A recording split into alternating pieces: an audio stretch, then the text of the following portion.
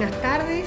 Bueno, hoy en el Ateneo tenemos el gran gusto de contar con la presencia del ingeniero agrónomo Antonio Dalmazo, quien nos va a dar una charla sobre la investigación aplicada en el uso de la flora nativa y las dificultades en su transferencia. El ingeniero Dalmazo es doctor en ciencias agropecuarias, se ha especializado en restauración ecológica. Ha sido también muy importante su participación en la administración pública.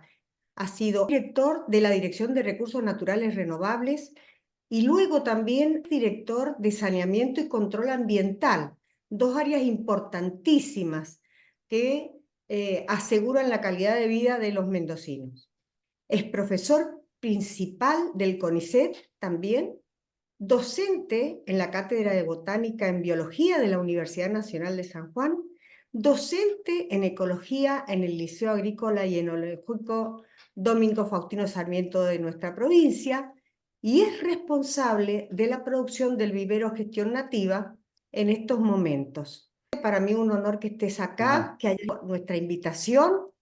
Y también es un honor para mí haberte conocido desde la facultad, que recuerdo con mucho cariño y respeto. Bienvenido, Tony. Bueno, más exagerado un poco, pero bastante, digamos. Pero de todas maneras te agradezco el tema. Hay varios temas que vamos así tratándolos con algunos comentarios de los resultados y a su vez también las dificultades, ¿no es cierto? O qué se está implementando ahora, ¿no es cierto? En reemplazo de esto o de lo otro. Este se refiere a la parte de restauración que se realizó en la zona de Malargüe, en el sur, que coincide prácticamente con la vegetación del monte. Y del monte porque estamos por debajo de los 1500 metros sobre el nivel del mar, ya que en esa zona, cuando superamos los 1500 metros, estamos en la provincia fitogeográfica de la Payuni. Ya cambia la vegetación, empieza a aparecer una flora patagónica muy particular que lo hace separado como una provincia fitogeográfica. El tema acá de la restauración, siempre trabajamos con ambientes degradados. Degradados, o podemos ir avanzando, ¿no es cierto? Y llegar a destruidos directamente. Son lugares donde se ha hecho una gran modificación elástica y eso lleva, ¿no es cierto?, a las dificultades que pueden tener realmente en poderlos recuperar. Y en ese caso es muy importante lo que vendría a ser la selección de las especies. Bueno, esto fue basado en lo que sería la geosinfitosociología como marco, y que es seleccionar las especies en función de las características geológicas, y en función de eso y de acuerdo al área problema, seleccionar aquellas especies más rústicas que pudieran, digamos, adaptarse a los sitios problemas. Y en eso muchas veces tenemos 80, 100 especies, pero nos quedan para trabajar 5, 10, 15, 20 especies. Y eso va a depender del grado de deterioro que ha habido. Esta es la situación que nos encontramos ya sea en la zona de Fortunoso, en Malargüe, como en la zona de Butarranquil, también, ¿no es cierto?, ahí en Neuquén, porque es el mismo tipo de ambiente, donde se produce grandes decapitaciones de cerros. Muchas veces aparecen arcillas Víctor, muy de textura muy fina y salina. Entonces, fíjense el problema también erosivo, ¿no es cierto?, que suele haber por escurrimiento de esas plataformas o locaciones de pozo, que vamos a llamar, donde se asientan directamente las torres de explotación petrolera. Bueno, acá se nos dio un marco teórico para trabajar, ¿no es cierto?, con estas especies. Decimos que una vegetación que es alterada inicia una sucesión vegetal secundaria, es decir, hemos barrido con la sucesión primaria o la sucesión madura que había en esos momentos y vamos a ir avanzando a una sucesión secundaria.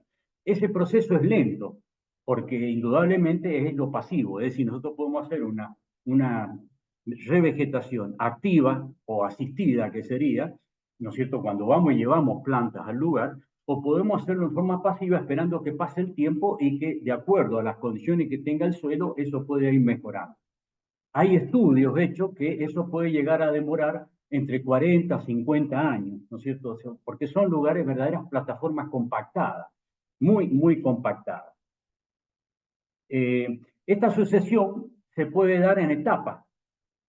hasta alcanzar un grado de máxima madurez. Eso es lo que suele pasar normalmente en las zonas de Europa o en lugares, digamos, donde las precipitaciones, o acá en el país, ¿no es cierto?, donde tenemos precipitaciones por encima de los 1000 milímetros, y ahí directamente se aplica la teoría de Clement, ¿no es cierto?, que es lo que hace que se dé la sucesión y llega con un plazo bastante largo, en algunos casos, sobre todo cuando hablamos de árboles, ¿no es cierto?, dependiendo del ambiente, y llega por sí sola al lugar. Esa es un poco la partida que se hizo, ¿no es cierto? Pero esta madurez generalmente siempre se va cumpliendo, pero puede quedar en etapas directamente intermedias. Tiene un dinamismo propio directamente hacia una máxima madurez.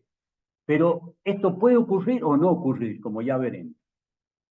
El tiempo que puede durar esta serie, ¿no es cierto?, depende del comportamiento de las especies y las condiciones ambientales. Es decir, cuando hay una modificación de suelo, realmente allí cambia todo. Hay veces que el efecto salino, con vuelco de aguas de purga, por ejemplo, en las plataformas de pozo, hace que ya no podamos tener la vegetación aledaña, y es muy fácil que ocurra eso.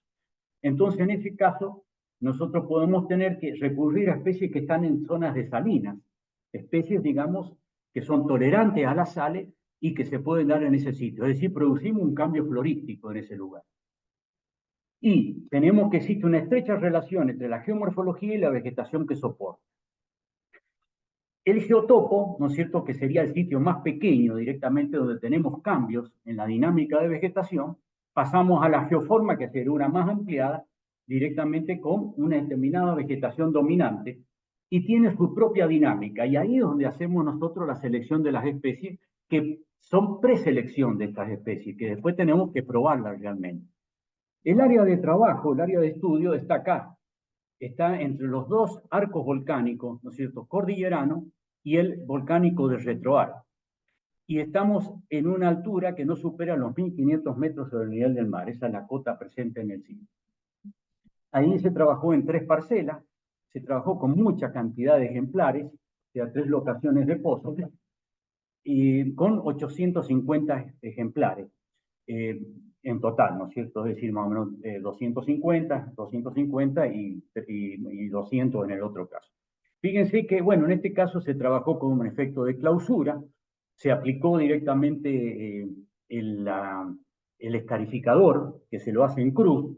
Fíjense el material, ¿no es cierto?, que aparece, ¿no es cierto?, volcánico, probablemente son suelos a veces muy poco profundos, y en este sector se hizo la preselección de especies. Lo sí interesante destacar acá es que cuando nosotros tenemos ese suelo, ya sea de una industria o de un pozo petrolero, vamos a encontrar esta variación, fíjense en la profundidad, que en los 10 centímetros primero tenemos una conductividad de 45 de Giesecke, ¿no es cierto? Es altamente salino. El pH es cercano al neutro en ese caso, que puede variar, ¿no es cierto? Pero en general, en estos casos eran mayoría todos neutros.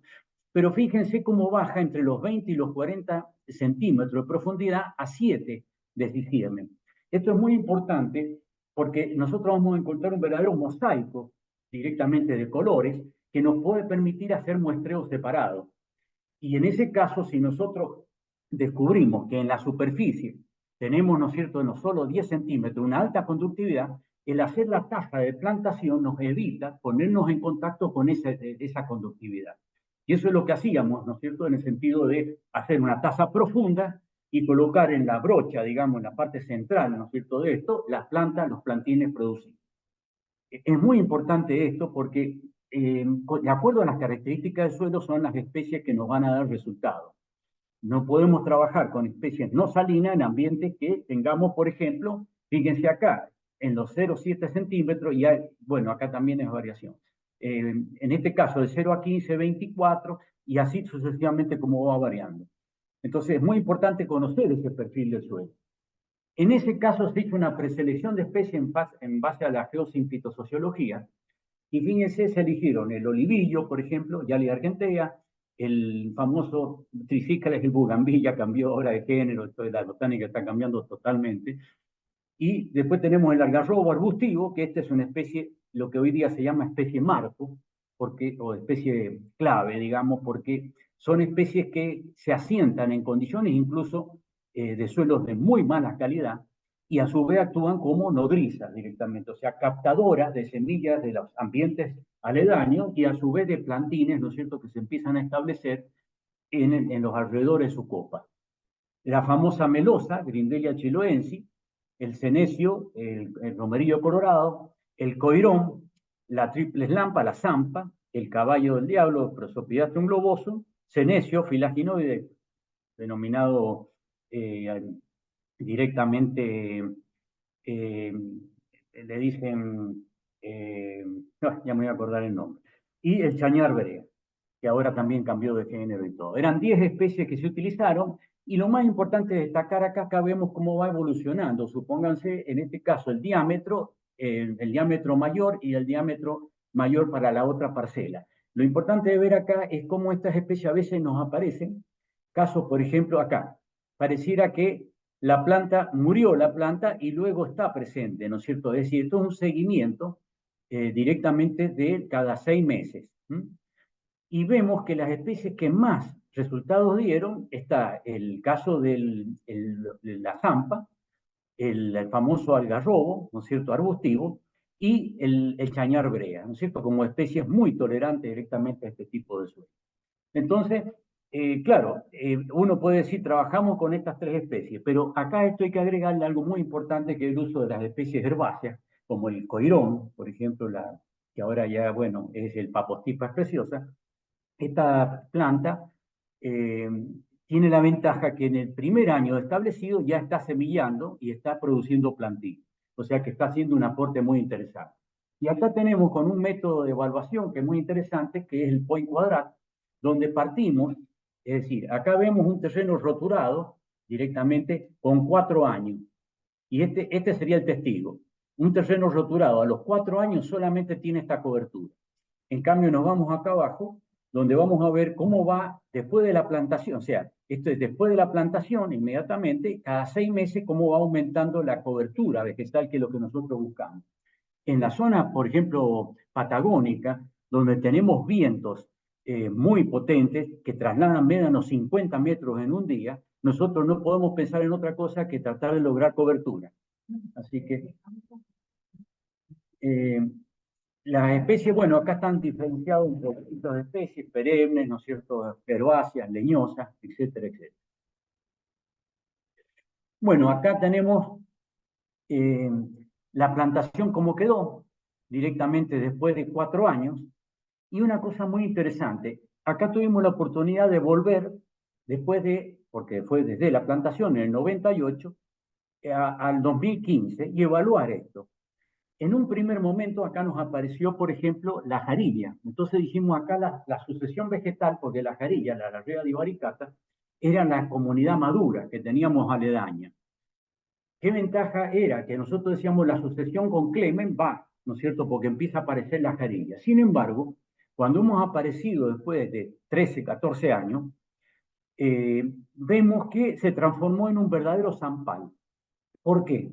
Porque esta zona es una zona muy ventosa, y la acumulación de arena, la planta que más soportó las circunstancias, digamos, de adaptación ha sido la zampa, y se transformó en un verdadero zampal protector directamente de la parcela.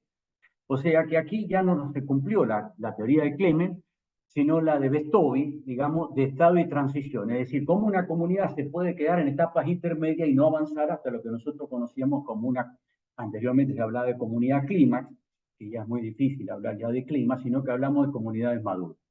Bueno, esto es lo que se ha trabajado, ¿no es cierto? Esto se hizo en el año 98, se viene trabajando en muchos lugares con plantines, pero hay un problema. Los plantines, entra uno en el área biológica y esto produce inconvenientes en las petroleras, porque indudablemente la biología en las petroleras es una dificultad. Por desconocimiento y por los costos también, ¿no es cierto? Porque si uno va a comprar un coirón en un vivero particular, a veces el costo está en 4.000 pesos, un coirón, ¿no es cierto? Hay una legislación en Patagonia que nos habla de 1.600 plantas por hectárea, la forma de recuperar las parcelas, las locaciones de pozo, que es una barbaridad, la verdad que es una cosa, en realidad uno puede trabajar con muy pocas plantas que hagan efecto de nodriza directamente para el establecimiento de oro. Y entonces, ¿qué pasa? La tendencia que hay hoy día es utilizar semillas. De todas maneras, utilizar semilla tiene su costo también. O sea, cantidad de semillas muy grande y a su vez también los daños que sufre, ¿no es cierto?, un plantín que está en una zona donde hay predadores. Y sobre todo hoy día que ya no se usa el sistema de clausura, sino que se deja, ¿no es cierto?, abierto con la incidencia del ganado que existe en todos lados. Sí da bastante resultado. Nosotros hicimos un ensayo, digamos, en la zona de Butarranquil, con YPF, donde con un subsolado profundo, un surcado profundo y sembrado, hay que hacer una cama de siembra también, ¿no es cierto?, con algo de orgánico y todo, para que las plantas también respondan, con un solo riego de establecimiento y especulando con las lluvias, están tratando de reemplazar el costo de los plantines. Es un poco la tendencia que hay hoy en día. De todas maneras, los resultados son mucho más lentos y con dificultad. Sí es importante, que ya lo manejaba el ingeniero Cova en su momento, es hacer surcados profundos y tratar de tener la planta en la brocha del surco, de tal manera de enfrentar y sobre todo perpendicular a los vientos para evitar, digamos, el efecto de voladura, a su vez conservar más la humedad y a su vez tener también cierta protección del sol, para evitar la deshidratación. Bueno, eso es un poco lo que pasa en este tema petrolero. Esta es una experiencia que se hizo en Loma Negra, singular, ahí bueno, Loma Negra, en la zona de Sonda de San Juan, desde la Facultad de Biología de San Juan. Con alumnos se montó un vivero y subsidiado por la empresa a través de la cooperadora, se hizo un planteo. Ellos tenían un serio problema. Muchas de estas empresas industriales tienen una gran cantidad de colas de mineral que por ser de baja ley las arrojan directamente al monte natural. Es como que existe digamos, un rechazo, ¿no es cierto?, a lo que es el monte natural. Y esto hace que lleve a producir verdaderos problemas, que no se ve acá porque el problema está más al fondo. Había en todo este terreno, que son 70 hectáreas, había una capa de cerca de entre 80 centímetros y 1,20 m de cal, pero cal que ya no la utilizaban en el proceso de elaboración, ¿no es cierto?, del cemento. Entonces, ese material estaba ahí y era todo una zona blanca, y la provincia empezó a decir, bueno, pues busquen una alternativa.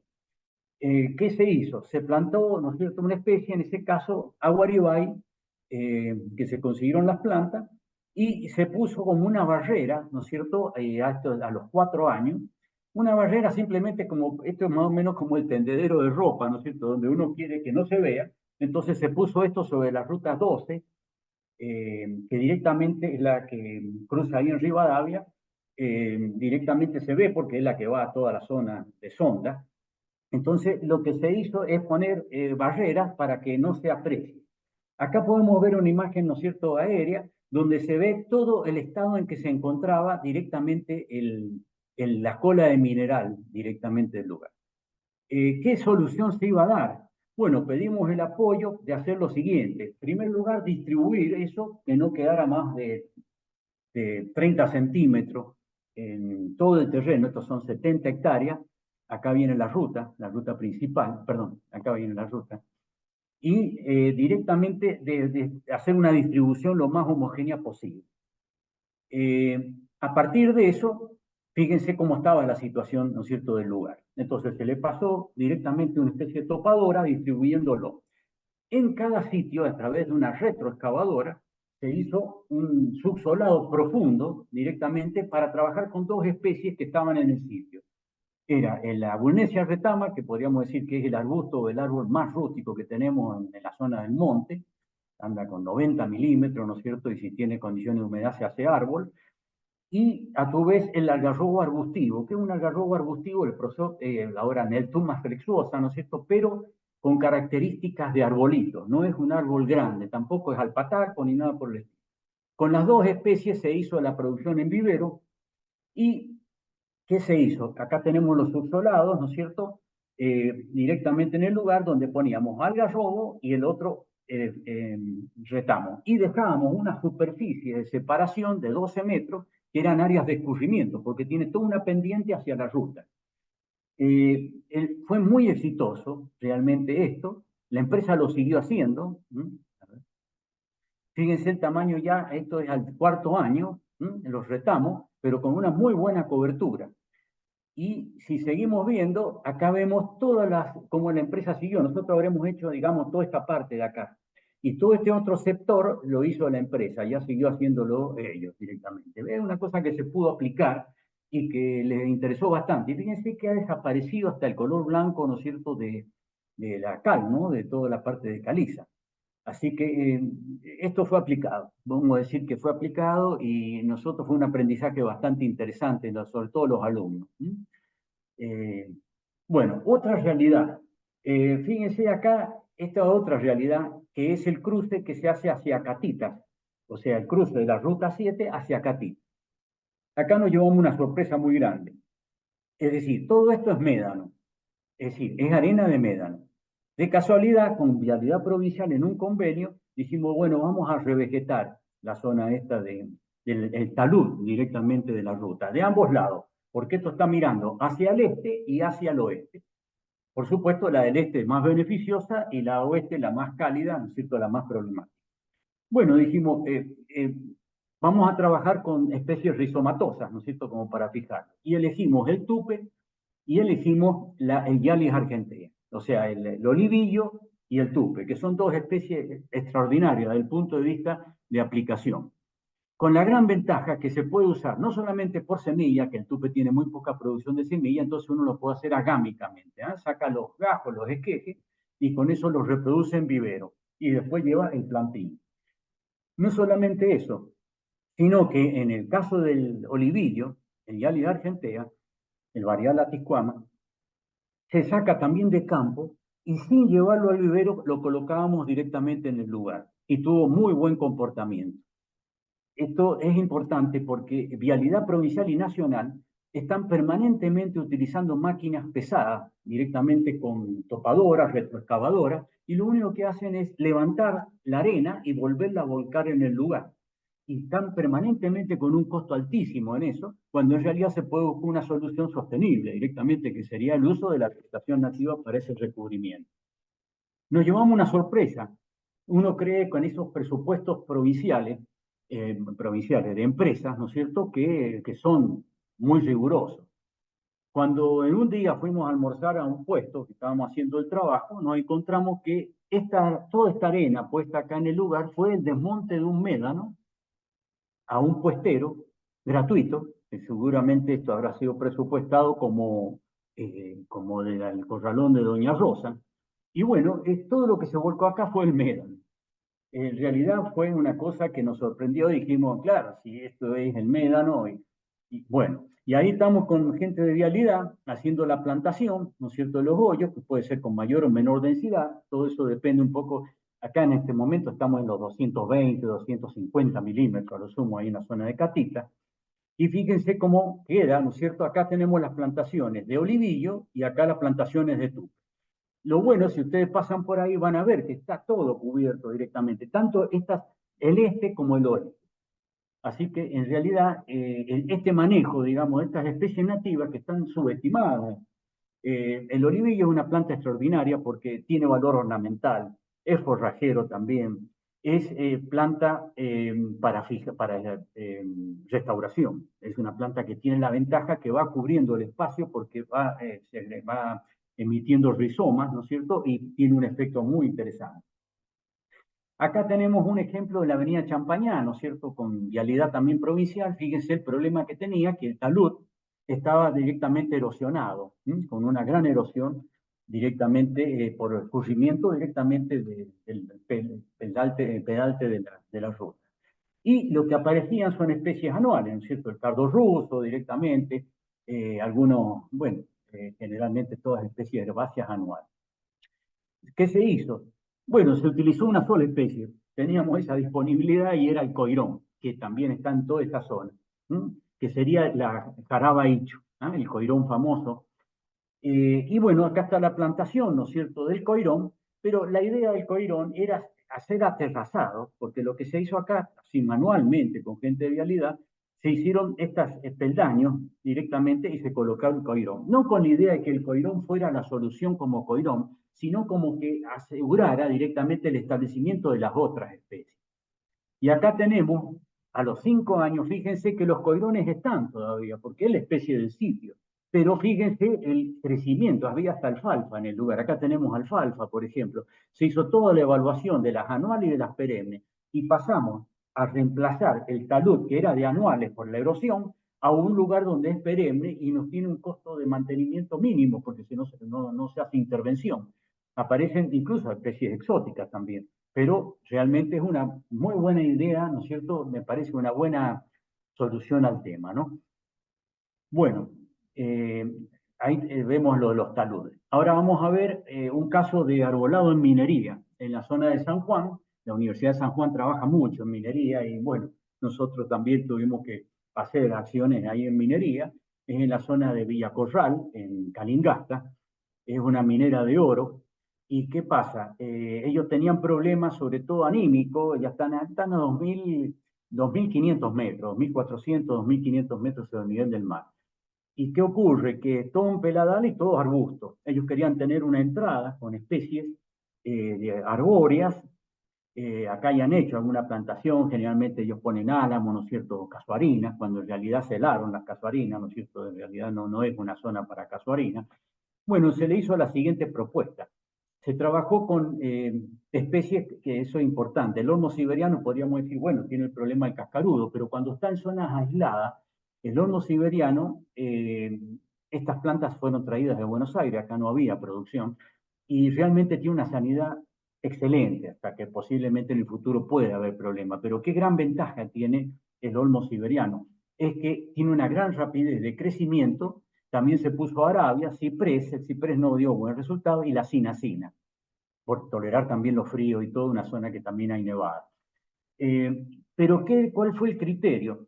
Se utilizó, ¿no es cierto?, todo el sendero, todo el borde del sendero de ambos lados, intercalando estas especies exóticas con el molle nativo. El molle, ¿no es cierto?, en este caso el Lechinus fasciculatus y el Lechinus roilli, dos especies, se plantaban intercalados en cada una. ¿Con qué objetivo? El objetivo era que las especies exóticas dieran una sombra directamente en el breve plazo y en el caso que se abandonara ese campamento, las que van a persistir son las especies nativas, que en este caso sería el molle. No había otro árbol o arbusto que tuviera, digamos, un comportamiento como para arbolito en el lugar, aparte de una zona muy seca. Y en ese caso entonces se hacía intercalado. Esto se hizo, bueno, en los 4 años, en el 2014, fíjense, acá se está haciendo la plantación, siempre va intercalado un molle y ahí va, en este caso es Arabia. Acá tenemos el molle a los 4 años, fíjense ya el molle con este lugar, y acá tenemos los molles, perdón, el olmo siberiano, intercalado el molle. Es decir, que el día que se secaron porque ya esto está con riego por goteo directamente. ¿Y qué nos llamó la atención? Fíjense, acá se hacían bosquetes también, se hicieron verdaderos bosquetes también para tener ellos espacio verde en la plantación, y ahí lo tenemos, ¿no es cierto?, de cómo se fue dando, siempre intercalado con el molle. En los 4 años, bueno, ya los 4 años no, en el segundo año el molle tuvo mayor diámetro que el mismo olmo, el olmo siberiano. Y el que no dio resultado fue el ciprés, ¿no es cierto? Y la Arabia sí, la Arabia dio resultado. Acá cuando se estaba plantando, y acá vemos los valores de copa, por ejemplo. Fíjense, este sería el olmo, este es el molle, fíjense que el molle lo superó, ¿no es cierto?, en ese caso. Luego está el Arabia y por último el ciprés. El ciprés en realidad, ya sabemos, los cipreses tienen problemas también de una chicharrita, ¿no es cierto? Es problemático, no fue buen resultado. Bueno, eso es un poco la idea, o sea, tratar de que si no damos unas soluciones en largo plazo con las especies nativas, eh, podemos llegar a tener, por lo menos, tener la cobertura vegetal que permanezca. De la otra forma, ustedes vemos campamentos mineros, incluso campamentos de vialidad, donde dejaron la casa del ocupante, que era quien los regaba, y están totalmente, no sirven ni para leña, ¿no es cierto? Están los eucaliptus secos totalmente. Eso es un problema muy serio y se perdió muchísimo capital del Estado, ¿no es cierto?, con respecto al abandono de estos campamentos que estaban en lugares estratégicos. Realmente fue una muy mala medida tomada, ¿no? Bueno, acá hay un tema muy interesante que es el caso del retamo. Ustedes saben, el retamo tiene más de 4 millones de hectáreas, ¿no es cierto?, que el retamo San Juan, y es la zona, junto con La Rioja, que tiene capacidad de producir cera de retamo, que evitó la importación de cera de carnaúba, que eso era un costo de importación muy grande. Pero ¿qué pasa?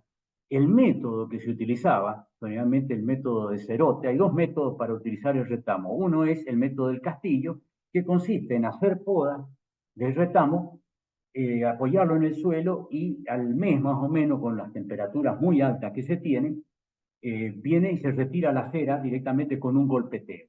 Ese sería el método más razonable, que es el que nosotros un poco proponíamos también, ¿no? Esto ya se viene haciendo de hace tiempo. Pero para sacar más cantidad de cera, ¿qué hacía la gente?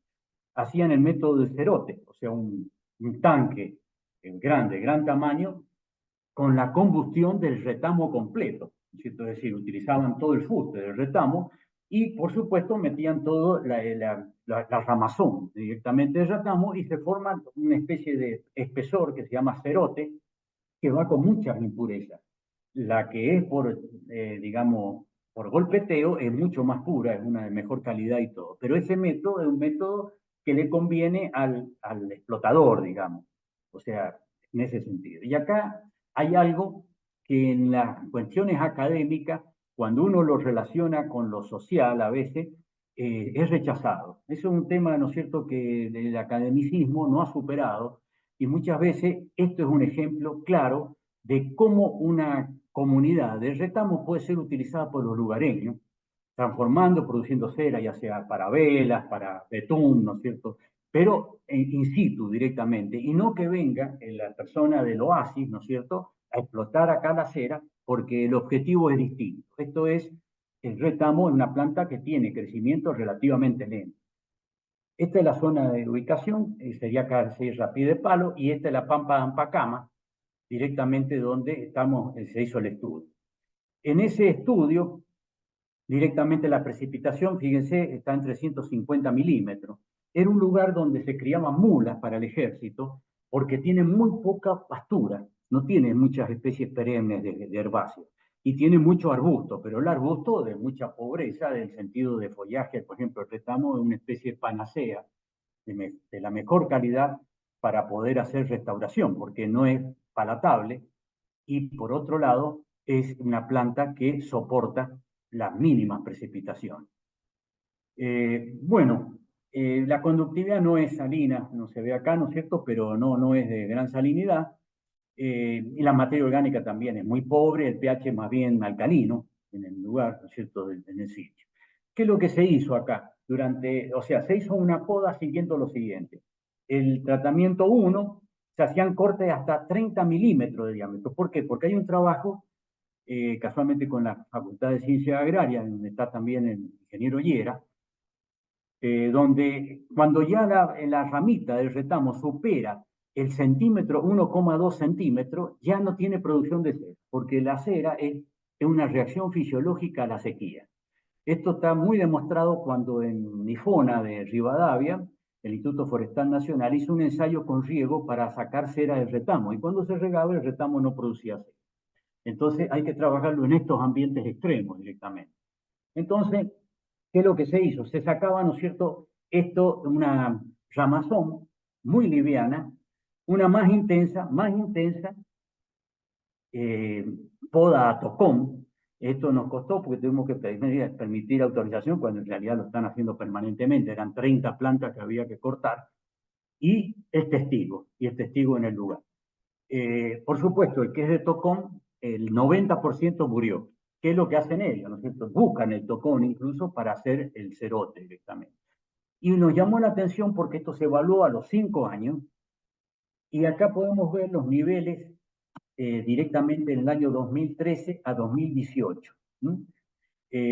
La producción de cera, directamente, la que más produce, por lo menos a nivel, o sea, acá tenemos, esto fue la cera que se extrajo, y vamos a ir a la 18, que es la producción de cera.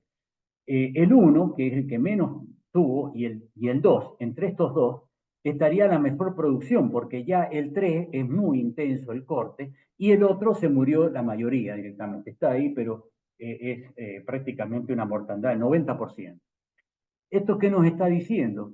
Que en realidad esto puede ser aprovechado. Acá están los plantines de retamo, eh, que es muy fácil de reproducir por semilla directamente.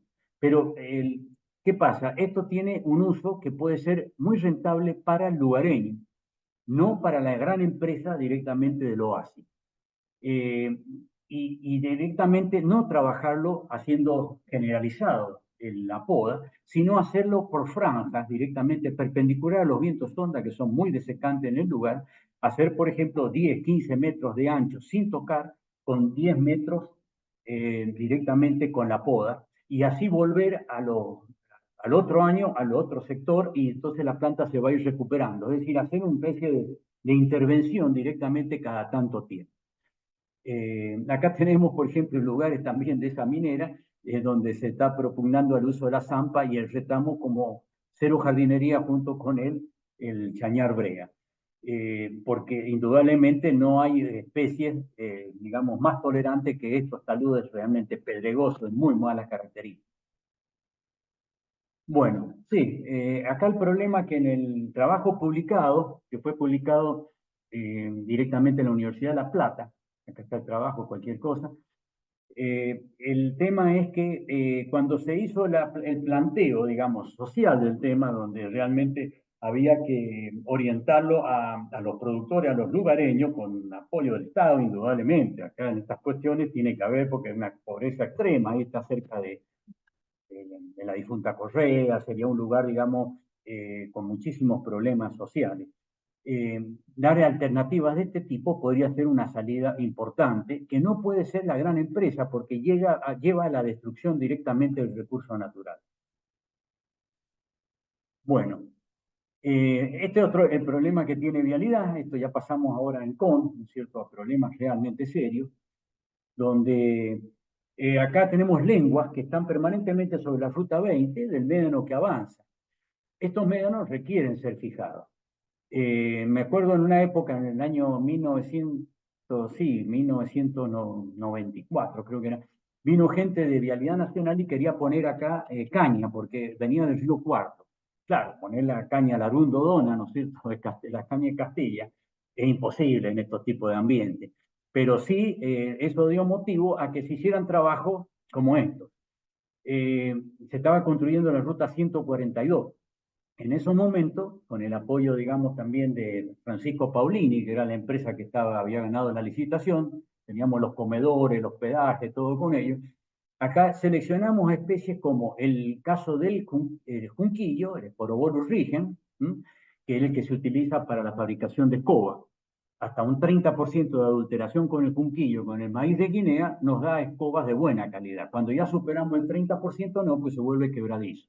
Pero es un adulterante muy interesante porque tiene ese color pajizo, bien característico del maíz de Guinea, y complementa la escoba y la barata, sobre todo la escoba. Entonces, utilizando el macoyo con rizoma, o el caso directamente con raíces, pero sobre todo el macoyo con rizoma, es digamos, es lo que mejor resultado da, incluso sin producción en vivero, sería en trasplantarlo en el sitio problema, con un riego de establecimiento. Acá tenemos el tupe, la otra especie rizomatosa que se usó también en el caso de la entrada a catitas.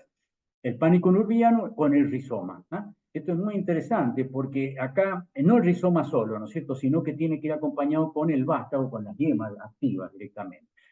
Y bueno, ¿qué se hizo? Fíjense, acá se plantó en estos taludes, acá está la ruta 142, y por supuesto libre, abierto, y se ponían, estos fueron plantados, y fíjense cuando se recuperó y cubrieron todo. Fíjense la guía, qué interesante, porque en el año la planta tiene 1 metro de extensión de rizoma con salida de estos junquillos.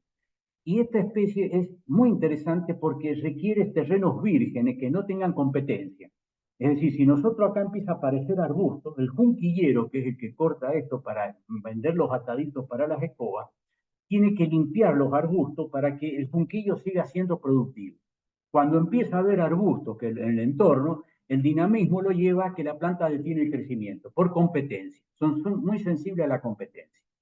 Bueno, acá tenemos un descalce de la planta de un año. Esta planta de un año, fíjense, tiene directamente un rizoma de 90 centímetros de largo. Y no solamente eso, sino que tiene todas estas púas que salen, ¿no es cierto? Son plantas que van a ir en el entorno, en todo un círculo. Acá, en cambio, en esto está bajo clausura, es el tupe. Ahí se puso el tupe, ¿no es cierto?, de macoyo con rizoma. El prendimiento del anterior, es cierto, es bajo, está en el orden del 21%, pero, es decir, del junquillo. Pero ¿qué pasa? Que prendan ese 20% de planta es el reaseguro de poder extender la cobertura vegetal en el sitio.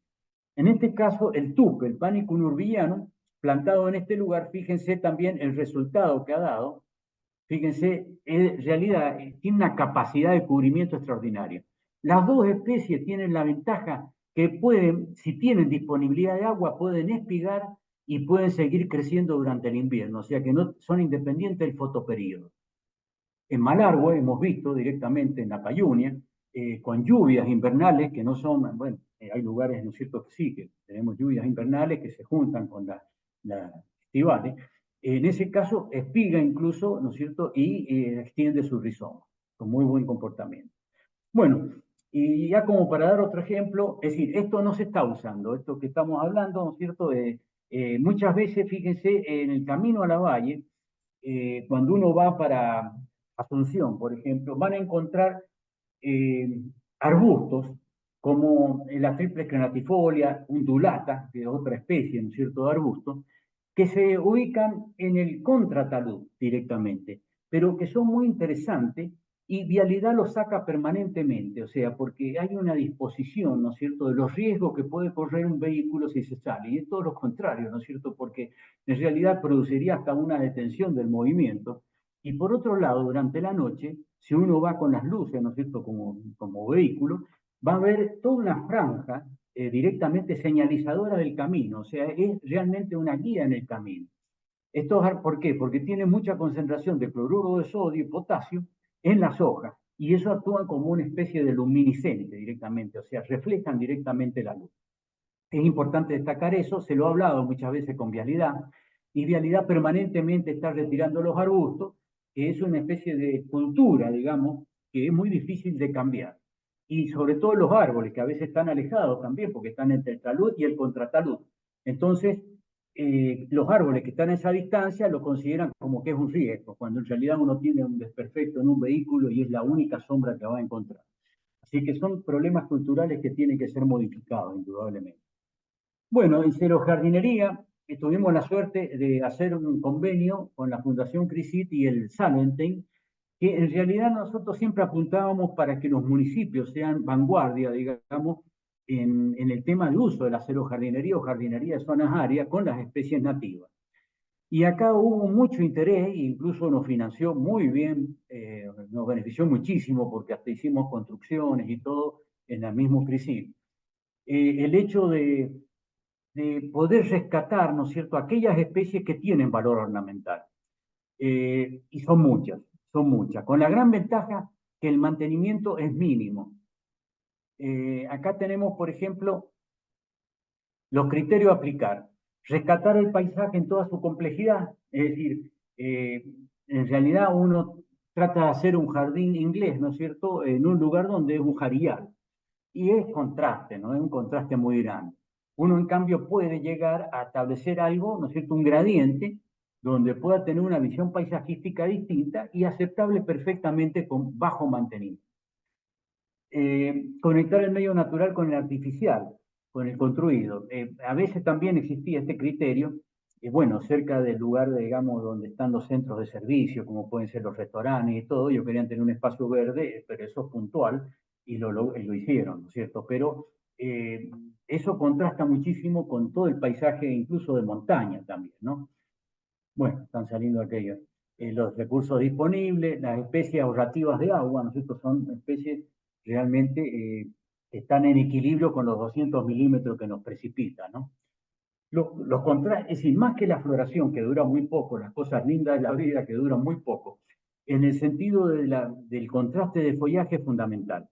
porque es lo que se nos va a mantener durante el invierno y sobre todo en las perennifolias, ¿no es cierto? O sea, todas las, como las jarellas, por ejemplo, especies, ¿no es cierto? El piquillín, ¿no es cierto? Todas especies que nos van a permitir tener contraste de colores y el paisaje en ese sentido.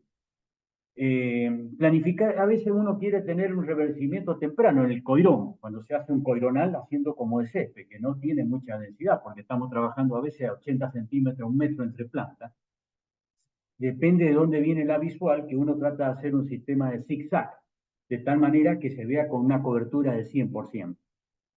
En esos casos podemos hacer, pero ni siquiera se justifica una inversión, digamos, de riego, eh, digamos, aspersor o riego presurizado, ¿no es cierto? Sino hasta con un riego manual, en última instancia, hacer 1 o 2 riegos, que no significaría más de 100 metros cúbicos en la temporada, y el coirón, supongamos que se haga en septiembre, octubre, el coirón tiene una respuesta inmediata. Entonces tenemos un reverdecimiento que coincide después con el ingreso de lluvias, si hay lluvias primaverales o las estivales.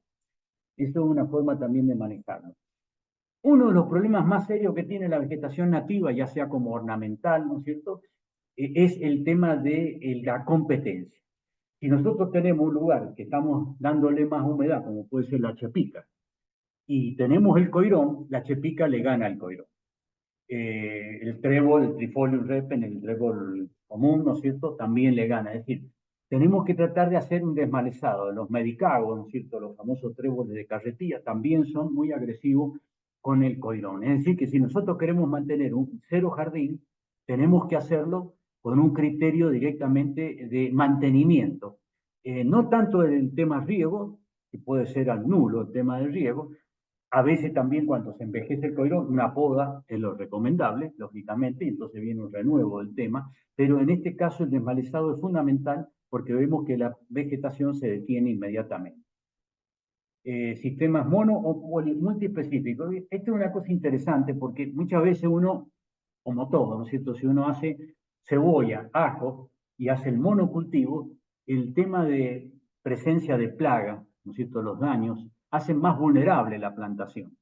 Entonces, claro, cuando pone coirón, ¿no es cierto? En ese caso, un sistema de coirón, hay que hacer el desmalezado y mantenerlo en ese sentido. La otra alternativa, y que también se aplicó ahí en Salenten, quienes vayan pueden observarlo, sobre todo en un lugar donde están plantados también con riego por goteo, plátanos y álamo, por un criterio distinto, ¿no es cierto?, que ya tenía la gente el lugar, es dejar, ¿no es cierto?, ese pastizal y cegarlo. ¿Mm?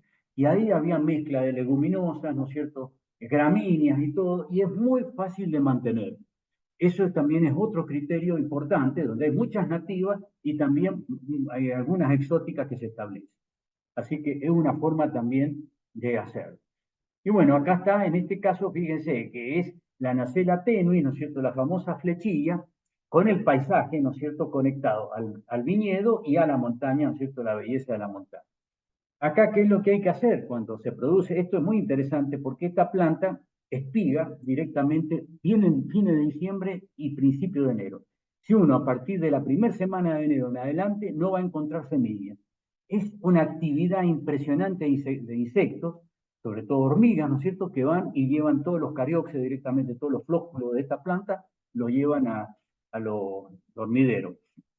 ¿Y qué es lo que habría que hacer acá? Con la cantidad de semilla, inmediatamente cae la semilla ya madura, hacer un escarificado para romper las líneas rectas. Sí, para plantar no era muy fácil tratar de hacer las líneas, ¿no es cierto?, y hacer la plantación. Pero en este caso, si queremos romper eso para que no sea una visión directamente así tan rígida, ¿no es cierto?, tan línea recta, es producir un escarificado y entonces de esa forma se va resembrando. Acá vemos ya plantas, ¿no es cierto?, que se están estableciendo. Bueno, acá tenemos otro uso, ¿no es cierto? Acá tenemos lo que vendría a ser el famoso centro cultural, ¿no es cierto?, Quilca, y tenemos, por ejemplo, la Zampa. Uno de noche, cuando está iluminado, todo esto se ve como una franja blanca de ambos lados, o sea, es un señalizador del camino. Eh, bueno, ahí terminamos directamente. Era más largo, digamos, el otro, pero esa es más o menos la idea. Así que estamos abiertos a cualquier consulta, discutamos el tema, ¿no? Porque no está resuelto el tema, ¿no? Son temas a aplicar. La cero jardinería, a pesar de que podría haber, realmente es muy importante, pero sobre todo por los municipios, porque los municipios tienen bulevares, ¿no es cierto?, que pueden hacer uso de esto, y ya lo estamos viendo, ¿no es cierto? Hay municipios que lo hacen, pero hay otros que ni siquiera le han dado ninguna importancia, y realmente eso les abarata, ya que no pueden estar llevando el camión regador permanente, ¿no es cierto?, a estos sitios. Así que bueno, es uno de los desafíos que hay, ¿no? Transferir todo, digamos, para que se aplique con todo el criterio. No, Estimado, así que, muchísimas gracias. eh, Queda abierta no, entonces la posibilidad de preguntarle al sí, no, por eso. ingeniero Eh, Antonio Bueno, primero que Dalmazo. todo, y le Perfecto. brindamos un aplauso a Tony Dalmazo. Y yo, la pregunta que tengo, Tony, es acerca de eso que mencionaste, que se va podando hasta cierto nivel, Sí, porque si no, si estamos en la industria de la cera, por decir de alguna sí, manera, eh, hay que tener en cuenta eso. ¿Podrías ampliar un poquito ese detalle? sí. Ya sabemos que cuando tiene más de 1,2 cm, el vástago, ¿no es cierto? Las ramitas dejan de producir cera, no tiene contenido de cera, porque es una reacción fisiológica a la sequía. Pero ¿qué pasa? Es decir, si nosotros hacemos un uso racional, sacando toda esa ramazón chica, porque ya ahí cortamos hasta de 3 centímetros, ¿no es cierto? Pero no importa, porque no afectaría tanto a la planta, porque se recuperó y produjo cera. Cada 5 años podríamos llegar a volver a producir cera y no hacerlo generalizado.